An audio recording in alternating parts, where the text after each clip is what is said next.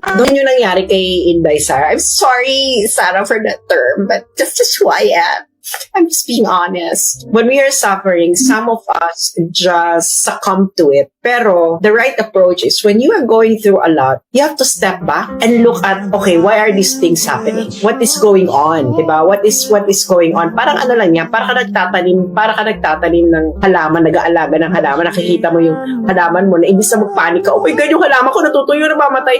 Gagawin mo, you just have to step back and see what is going on. Why is this happening? So, kailangan ka magkaroon ng coherent narrative on why it's happening. Either you would think na hindi mo titingnan yung bigger picture on why it's happening to you, and then pag nalampasan mo, yung gagawin mo lang is, tangina kayong lahat dahil lalagpasan ko na to, babampuyin ko ang mga buhay ninyo. So yung alam mo yung, kasi when you survive a suffering, you will have a tremendous amount of energy after that. Don't you notice it?